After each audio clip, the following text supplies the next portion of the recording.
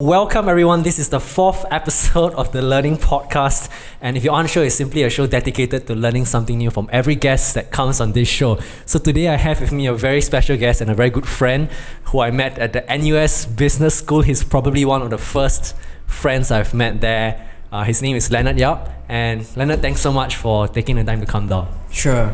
So for those listeners that don't know who you are, could you just give a quick backstory of who you are, where you come from, what you're doing now, what passions you have, and yeah. Okay. So hi everyone, I'm Leonard, and like JJ, I just graduated from NUS Business School. So right now, currently, I'm a commercial graduate trainee with Mondelēz International. So it's a FMCG company, and if you don't know what we are doing, we basically are the manufacturers for a few of your favorite brands like Oreos, Ritz, Jacobs, Cadbury chocolates. And my passion has always been in marketing.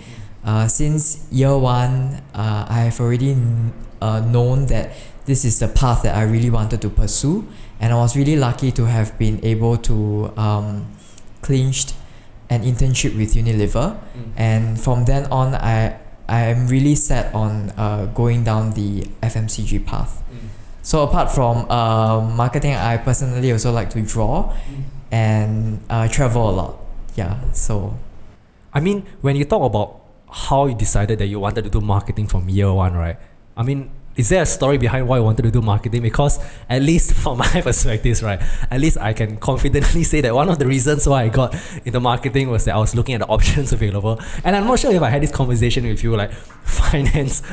I'm not good at finance. Operations management, it wasn't my thing. And human resource really didn't appeal to me. And that's the reason why I got into marketing. And that's, at least for me, the reason why I gradually grew to like marketing. But what's your story on that part? Like, how did you come to the decision that you thought that I really like marketing? Because to make that decision when you're year one, I think that's quite early on, right? Like, is it something that you have always done, or like how did this interest manifest? Okay, so I guess the interest did not come in right from the start. It kind of solidified through the different internships I have. And like you, when I was in year one, I look at the options available. So for our school, we only have a few specializations we can pick. It's the HR, supply chain, and then finance and marketing, right? So I also did an elimination method. I feel that I don't think I would be good in any of the other three specializations, and that is when I chose marketing because I was interested in digital marketing then, and also personally like to create content to communicate to the end consumers. And then after that, subsequently I managed to get the internship with Unilever. Then it really solidified, hey, I really like what I'm doing now. And the third year in uni, I also clinched another internship with 3M. And that was when I start to realize, hey, this is really something that I would want to do next time when I graduate. And so back to the point, I didn't really know that I would pick marketing right from the start, but it's kind of how to say, it's like an elimination process coupled with experience gained and finding the passion along the way, and that is how I chose marketing. I know one thing you're passionate about, right, is at least sharing your journey, because I think that people going to Unilever, 3M, all these kind of very big companies, very enticing. Like, could you like share with us more about the story that, like, at least the interview process, the difficulties that you face in terms of getting into all these kind of big companies? Because I know that is something that a lot of people are really passionate about, and I know you always share on your Instagram stories in terms of giving the kind of tips that you would give to a business student. So maybe you could talk more about that. Okay, so I would say that I was really lucky to get into Unilever on my second year. And nowadays, I would say that the application for internships now, it's really very tedious. You have to go through at least 3 rounds before you get the offer. And the journey is really quite tiring, and at the same time it's also it tests your perseverance and your resilience, because you definitely would face rejections and you don't know at which stage. So it really tests your tenacity and your resilience to apply for these jobs. And my advice would be, firstly, to go and apply as many as you can right from the start, because it's like a it's like a jackpot. If you don't put in the coin, you wouldn't get to win the jackpot, right? So it's a matter of volume. Yes, it's more like a numbers game. You really have to apply as many as you can, because the benefit of doing that is you get a higher chance to get a job offer. At the end of the day, you wouldn't know which stage you would fall, you would drop off. So it's wise for you to clinch as many interviews as you can right from the start, and subsequently, as you drop off from the interviews, at the very least you still have room, and room for still improvement after every rejection. Correct, a room for improvement, and also you still have the benefit of perhaps having higher chance to land a job offer, because since you apply so much, right, then you have eventually, it's like a funneling effect. Eventually you would still at least land something. If your funnel at the top is very small, then you might not end with something. So if we talk about exact numbers, right, what is your marketing funnel metrics in terms of internship application? In terms of, I wouldn't talk about just landing an interview. In terms of your just a general effort to get internships, or whether it's jobs.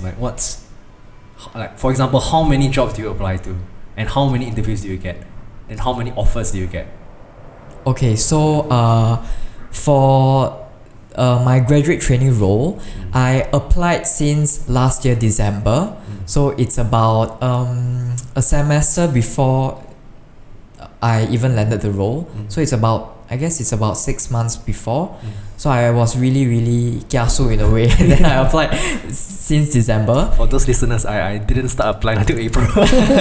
Yeah, okay. So there's definitely merit in applying earlier. Yeah, and, definitely. I guess I have a plan. I have a schedule set up for myself. So since December, every week I've been sending at least three. Every week, 3? Yes, 3 applications to the companies that I'm interested in. So my advice is pick 3 industries that you're interested in. That time I really wanted to get into FMCG and technological firms, and finally luxury retail. So I have the 3 industries set, and then you start to really plan out in a week, how many do you intend to send to the different industries. My advice is send at least 3 applications per week for each industry. Yes, so per that's week 9 at least. That's 9 applications per week. About there. Yeah, okay. about there. But if there are not as many jobs, right, available for you to apply, you can always reapply, because sometimes they might not see the resume that you have sent, or maybe the job listing is old, so you just have to keep reminding them. But that's just my advice. Definitely there are not as many job available for you to apply, because you are limiting yourself to the 3 industries already, right? So in the event where you find yourself exhausting the options to apply, then that is when you might want to consider, hey, do I want to expand the industries that I'm going to apply? Yeah. So for listeners out there, right, if I'm not mistaken, right, you actually got an offer from each of the interested industry that you came from, right? So for FMCG, you got an offer from Mondelēz. From tech, you got an offer from Sony, and for luxury, you got an offer from LV. So how did you come about choosing FMCG over the others? Like, for listeners out there, right, Leonard is someone that I really respect in terms of being very clear for his goals, and yeah, it's something that I respect. But how do you choose FMCG? Like, why not tech or luxury? Okay, I guess this is a very good question. At the end of the day, you have to really evaluate which one out of the offers that you eventually would want to pick, right? So I have my own way to select. Okay. So on a very practical note, you definitely would want to look at the compensation package first. Okay, so it's the money number one. Yes. Okay. That's pretty important because I have school debt to pay, Yes. so that is my priority. And then secondly, you really have to ask yourself, what is a role that you have applied? You have to ask yourself whether you see yourself in the role for at least 5 years, whether you would enjoy being in that role for at least 5 years. Okay. And then thirdly, you have to really look at the company, look at the products, look at the services that the company is in, look at the industry that the company is in, do some research on the future prospects or the future projects that the company is going to be engaged in, and then ask yourself whether do you want to be a part of it. And finally, also look at the culture, because I firmly believe that people stay not only just because of the work, most importantly, people stay because of the people and the boss. It's like two of the very important evaluation criteria for me to stay in the long term. One difficulty I have, right? Culture to me is also very, very important, right? And like from a outsider's point of view, right? They market their culture to be as one image, and like how do you be certain that when you're applying into the company, right?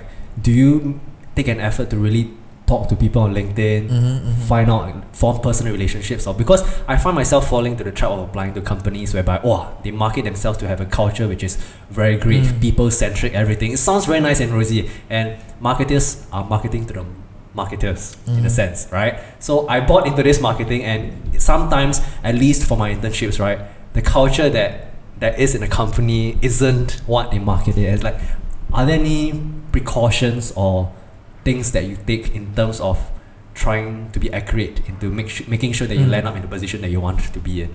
Okay, so this is a very relevant question.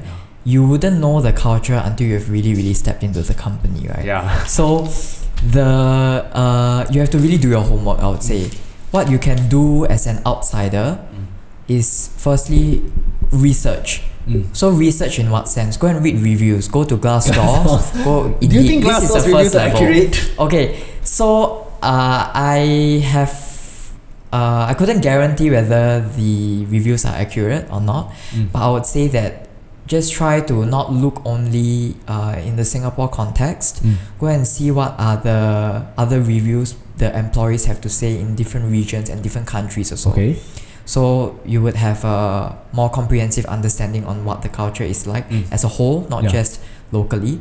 And secondly, if you are able to tap on your network, you know people who are working there, or you know friends of friends who are working there, try to maybe perhaps ask them to give you the contact information of people working there, and maybe just give them a call and say that you're interested to join the company and you would like to understand more about the culture and the processes. So this is what I did for the Sony role, because I wasn't very sure what the culture is, but thankfully I have a colleague who was working in 3M, and he gave me the contact of an ex-graduate trainee who was actually in the Sony program. So this graduate left the company already, is it?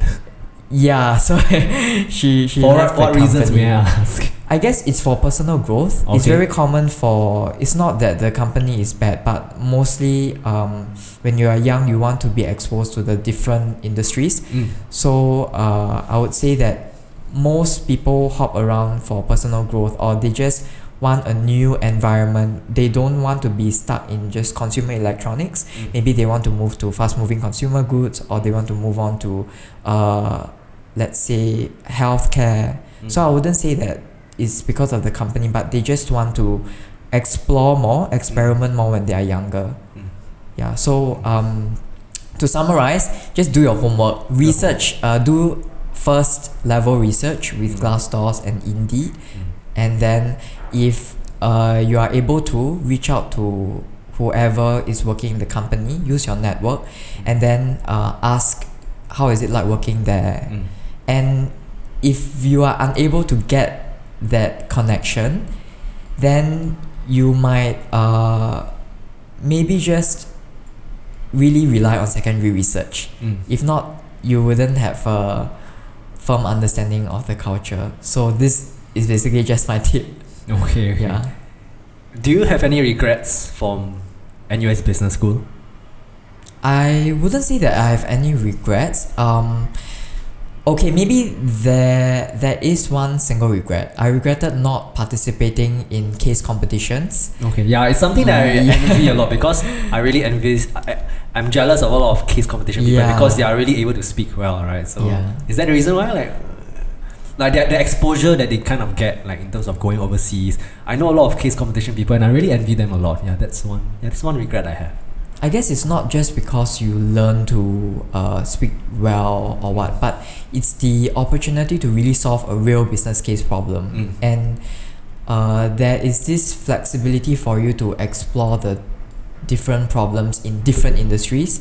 To be exposed to like problems in different industries and get to know how they think and all that kind of stuff. Correct. You broaden your horizons, you know. Because next time when you start working, let's say if you work in consumer tech, then you will be mostly stuck in solving consumer tech problems. But in biz school, if you're able to join case competitions, you would broaden your problem solving skills. You not only just target the consumer tech but also other industries. So I guess that's just one single regret, that I didn't really tap on NUS business when How many case competitions do you join in NUS Business School? I remember joining one with you during the first year of our university. We joined the NUS Pitch It. MediaCorp Pitch It. MediaCorp, right?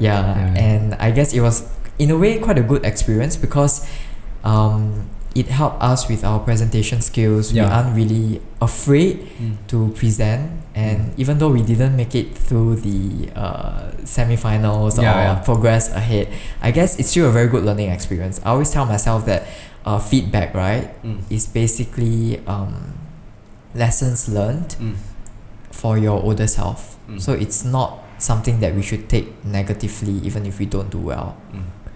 Okay, so moving on, right, we talked a little bit about finances, right? I'm interested to talk about finances, because I personally, right, I don't really have a lot of friends that like take on loans to pay their university debt, because at least for me, I'm very fortunate to come from a background where my parents are supportive enough. Could you like tell me the story of how you gone about like financing your own university education? Because I think it's something that's rare, and I think it's something worth talking about in terms of going through this process of getting a loan and everything, or at least how you plan to manage your finances, or how do you even manage your finances right now in general? Like, do you invest, or like just your thought process? I'm interested to find out about it.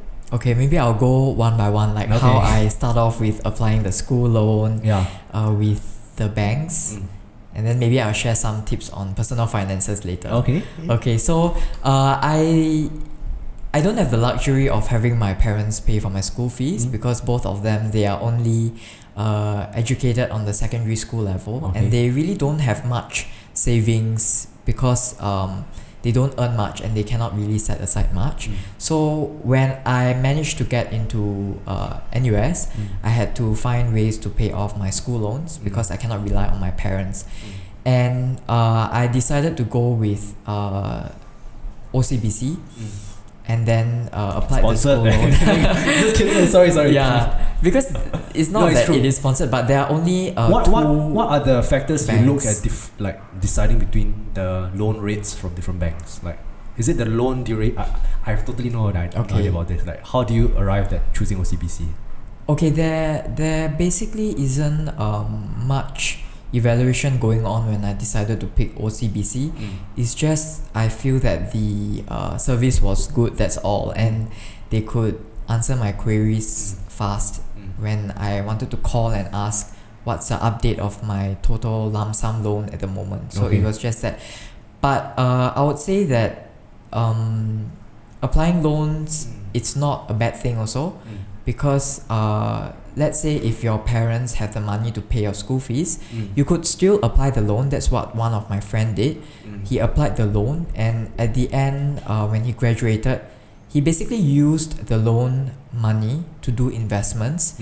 And when he graduated, he was able to use his parents' lump sum money to pay, and because he invested during using the loan amount, he was able to still get a healthy returns of about a few $1,000s. So I would say that even if your parents are able to pay for your school fees, maybe you could consider taking on the loan and do your own self investments, provided on the condition that you could discipline yourself and not spend the money, and also you should at least have some knowledge on investments. Then I would advise you to do that. If not, just pay off the loan with your parents' money. Good debt versus bad debt.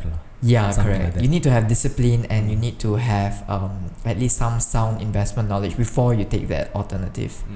Yeah, so, and I would say that applying loans is not entirely bad, even though I'm accruing interest now. And during the 4 years in university, because I'm paying my own school fees, I have to do well. Because if I don't do well, I feel that I am losing money for not doing well. The stress is there. Not exactly stress. I would say that it gives you a little more push to do well, because you are paying for your own. Yes, good pressure, good stress, going on, and it turns out well because you want to secure a better job for yourself. That's why you push yourself a little harder, and it keeps you constantly going to do well also. So I would say that loan is not a bad thing, entirely bad thing. Especially don't be afraid to take on a loan if you know how to take it on intelligently. Correct. Do it very prudently, do it very judiciously, and it's up to the individual, because as I mentioned to you, my circumstances are different. So it really boils down to your current circumstances and what are your future plans before you decide to take that route. How are you managing your finances right now as a fresh graduate? Okay, I feel that it's very, very important for us to really budget, because there is this temptation of spending money. Shiny object syndrome, is it? Buying dumb shit. Yeah, like what dumb shit do you buy? Okay, maybe I'll see if I'll share, and I'll not exactly say that it's dumb. I bought my mom an Apple Watch for my first salary, so that's nice. Yeah, I didn't buy my parents anything. I feel so guilty right now. Yeah, so okay, back to the point, right? I feel that there is this temptation going on when you first started working and you draw your first salary, because you come from, let's say, maybe only spending about $500, and when you start working, you all of a sudden have a surge of income. Taking cab everywhere. Correct. And you would start to think of, you know what, I could be spending with my money. I could get the material goods that I've always wanted. I could maybe do the things that I previously can't do. So there's always this temptation going on, and I feel that it's very important for you to have a very sound budget every month. So what I do is, you have to look at your monthly income, and then ask yourself, what are the necessary expenses? So necessary expenses would be your transport expense, and then your day-to-day food. Day-to-day food, I mean what you are eating on a daily basis, not going out with your friends or what. Like for example, because there's quite a lot, right? Correct. So these are the necessary expenses, and for me, I have an additional necessary expense, which are my loans. So I have to factor that in, and subsequently you will be left with a residual amount of money. And then that is when I would advise people to set aside money for savings. So savings, you could save it for your emergency fund. The emergency fund should amount to about 6 months of your total salary. So that in the event if you lose your job, you still have this you still have this buffer period for you to find another job. And another account that you should be saving your money to would be the investments account. And the rest, after you have allocated the money for the necessary expenses, the savings account, and finally the investments account, then the final residual money is really the amount of money that you could play around with. You want to pamper yourself with a good treat, then you can go ahead. You want to buy yourself a luxury item, then you can go ahead. But you should be disciplined to follow these 3 steps, this is just my personal advice, then I would say that you could be financially free as early as you want to. Yeah. What kind of do you do any kind of investments, or how would you tell someone who is like, let's say a university year one, what, because we are not finance majors, right? So honestly, right, I don't really know much about investing, but what I do is that I read up books on investing, and the quick conclusion is that index funds is a good place to put your money into, but it depends on which country. I'm not a financial advisor, but like, how do you educate yourself in terms of being financially sound? Because next week I'm inviting one of my friends who is a financial advisor, and it's someone that I trust. So these are the kind of conversations that I also want to ask you. But like, for yourself, where you are right now, like, how competent do you think you are in terms of financial literacy? Let's say whether if it's in terms of buying insurance, endowment plans, life plans, hospitalization plans. Because I think you're involved in insurance before, right? Yeah. Okay, so this is a really very good question, and I guess what you did was correct also. You have to do your own research, do your own read up. Go and try to read as many books as possible on doing investments. Also, look for secondary information online also. I feel Money Smart is a pretty good platform for me to learn. And I wouldn't say that I'm very, very competent in investments right now. I don't really have a concrete plan on my investments journey at the moment. But what I can advise is that as a fresh graduate out of school, you can set aside the money for you to do the investments. So you're not doing the investments at the moment, but at least you have the capital that you are actually growing at the moment, and use this period of time, maybe about like 3 to 6 months, do your own homework, start to read more investment books, talk to friends maybe in the finance industry, or friends who are working as financial advisors about their perspectives and opinions and their knowledge in this area. So you want to build your financial literacy for the first 6 months when you first landed your job, and then after that you feel comfortable, then you could really take on really put the plans into actions, and then start to create your own investment account, and then start to invest. So as you mentioned, I was working as a financial advisor before I start university for about, I guess, 8 to 10 months, and from there I also learned a lot about financial literacy, about budgeting, and I'm also very, very pro insurance, and I would want to advise the fresh graduates out there to at least get themselves a hospitalization plan with full rider, because sorry, what's rider? So, I have no idea what all this means. Okay, so basically rider, it's a rider plan means that it covers so basically a range of accidents. Is that what I mean? It's not exactly a range of accidents. So if you don't have a rider plan, you would have to pay more for your medical fees. So a rider plan covers some of the it covers quite a high percentage of the medical fees that you might be going to pay, and also with the rider you have more benefits. Like, for example, you don't have to wait to just admit yourself to the public hospitals. You could admit yourself to private hospitals with rider plans. So maybe next week your financial advisor friend could enlighten more. Rider, I need to ask him. Yes. So basically my advice is to get yourself at least a hospitalization plan for the very start, because it's very, very crucial. As a fresh graduate also, don't see this as an expense that it's something that you are going to waste or money goes down the drain. It's really for protection. Even you go for travels, you buy travel insurance, right? Yes, I do. If you can buy travel insurance, why not buy a long-term personal insurance for yourself? Right? I think the conversation right now is steering towards like insurance stuff. I want to go back to being a marketer. What you do at Mondelēz. How can one become a good marketer, in your opinion, of being a fresh graduate who has just entered this big FMCG company, right? Okay. How does one become a good marketer? Okay, this is a really, really big question. Yeah, I know How it's a can very big one question. be a big marketer? Yeah, I'm just right from the interested start? from your perspective.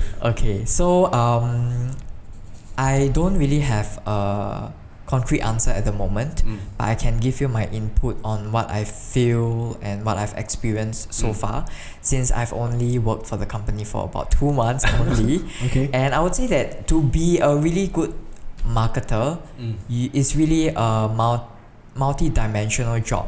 You Okay. have to be an all-rounder.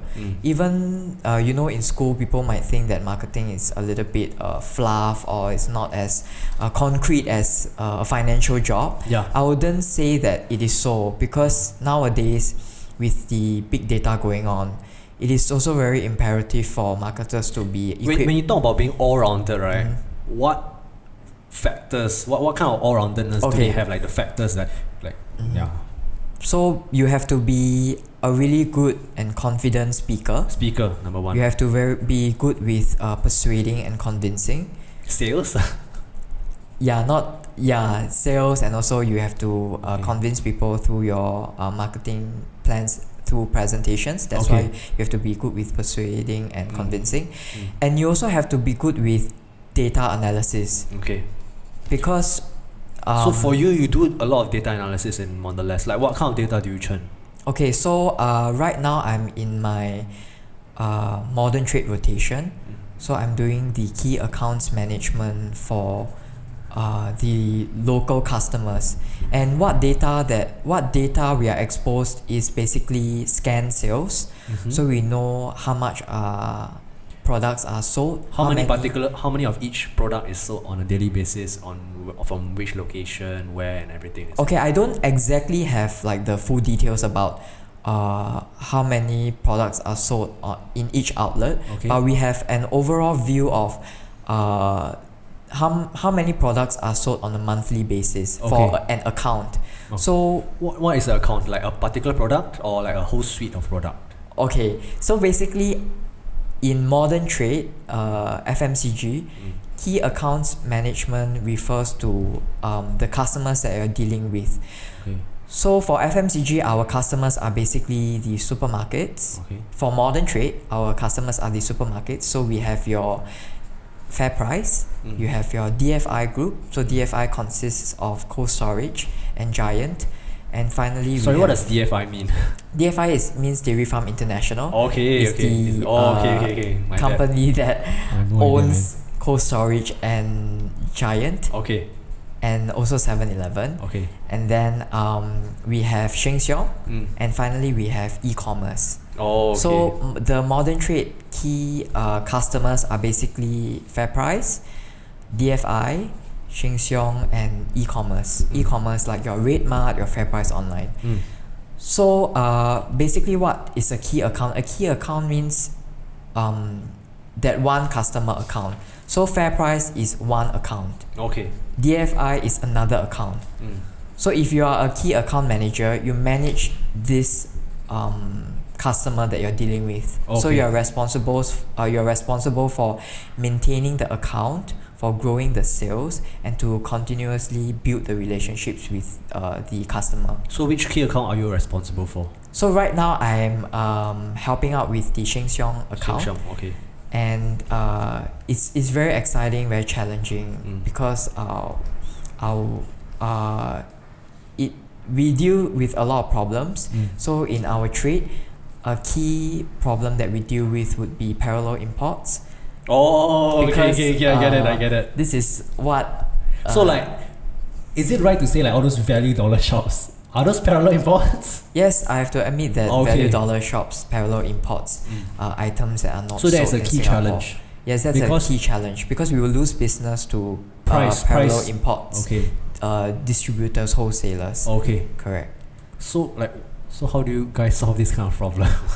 So it's going to be a perpetual problem. Okay. And what we can do is, as I mentioned earlier on, is really that relationship building that you have, and also providing additional support and benefits that parallel imports do not have. For example, parallel imports do not have the benefit of goods return. So whatever damaged goods that you receive, you have to take it in. But for us, we offer the benefit of returning damaged goods. In the case of FMCG, like return damaged goods, like Okay, so as in- damaged goods, I refer to goods that are damaged along the way. oh, So okay, for okay. example, we sell Cadbury chocolates, right? Oh yes, So what if it melts along the way and you Oh, receive okay, okay, I got box, it, got a it. carton of Melted damaged chocolates. melted chocolate? So we are able to facilitate with the returns process. However, if you buy from parallel imports, you don't get that wholesalers, luxury. you have to buy whatever is sold to you. So what we can do to really gain back the business is to really build the relationship and then provide other benefits, like I mentioned to you, goods return. Other benefits include Marketing efforts, marketing efforts. campaigns that you guys organize. Correct. Because parallel imports products won't be able to participate in our national promotions. Like for example, our Oreo, we recently have a tie-up with Spider-Man. Okay. So if you buy the Oreo products, you might win a trip to Europe. Oh, And parallel okay. imports, They don't have this imported luxury. products, they don't have the benefit of participating in national-wide promotions. So this is what we can do to combat. It's going to be a perpetual problem. I don't have a full plan, a full answer to combat that. But what we can do is to really mitigate the effects and To encourage all these kind of key account holders to still take on your product long term, which is good for their business. correct, Makes sense. like to If Sheng Siong doesn't have Oreo, then I'll be very sad, right? Yeah. no, they wouldn't not have Oreo, but Uh-huh. maybe the packaging is different from what we are selling to them because they okay. are importing from another country. Thailand, Malaysia, all these kind of countries. Yeah, right? correct. So they wouldn't not sell that product, but they would sell it in a different format. That's all. Oh, okay. Yeah.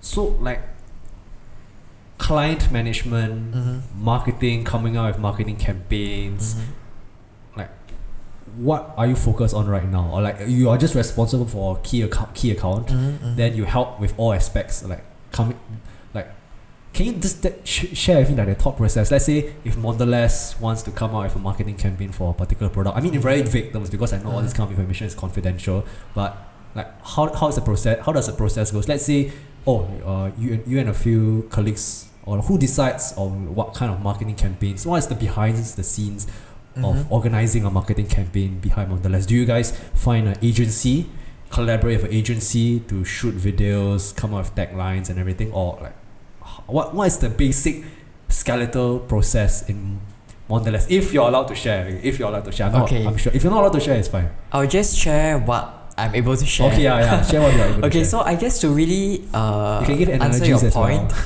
yeah, sure. To really answer your point on how the marketing campaigns are cascaded down or how is it really ideated, you have to understand the structure of the company at the moment. Okay. So we have, for the marketings and the commercial side, we have four main.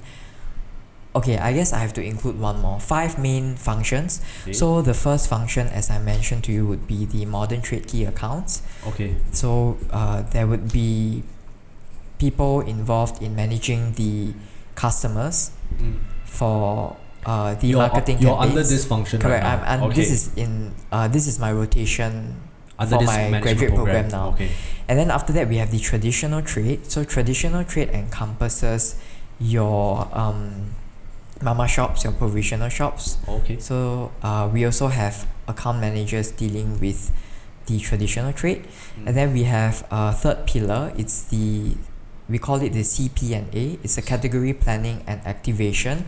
So this team is the bridge between the sales team, the key accounts team, as well as the marketing team, to really bring the marketing plans on the executional level. So they are the middleman. Correct. Between the key accounts which you are right now under and The marketing team. people. Correct. And the fourth one. The fourth one would be the marketing team. Okay. So the marketing team, we have your brand managers, we have your basically the product and innovation team there. They would do analysis on the markets, the preferences of what the local markets want. Is it like APAC region? Like, is it more of like an international scale? Like for They can do the analysis on a market level or on a region level. It's up to them. But definitely they would want to focus on the market level because each different markets have so different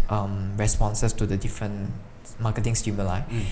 So the last team would be the sales operations team. So this is basically the team that handles the executions. They really bring your products down to the customers. So our merchandising team is in the sales operations team. So they really bring our products out to the customers' outlets, and this is where you really see the entire thing going on. They are also responsible to put up our key visuals, our point of sale materials, some of the wobblers you see at supermarkets, you know, like the thing popping out that has a price or promotion going on. So those are called wobblers. Those are not the responsibilities of the key accounts. Those are not the responsibility of our customers, our retailers, but it's the responsibility of us, because the retailers have so many products, so many brands. They have limited manpower.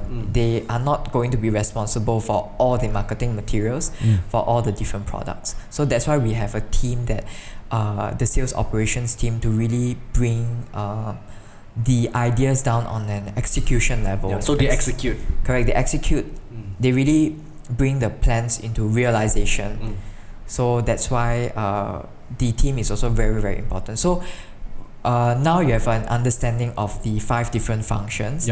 So basically the marketing team is like the brain. They would have the campaigns and the ideas available, and then they would cascade they would basically have a negotiation with the 4 other different functions that they are going to roll out this plan.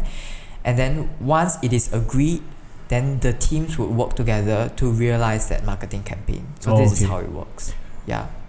Under this graduate program, right, how long are you attached with this key accounts? Because I assume that you'll be rotating between all these 5 departments, right? So it's like how long are you stuck with for each department?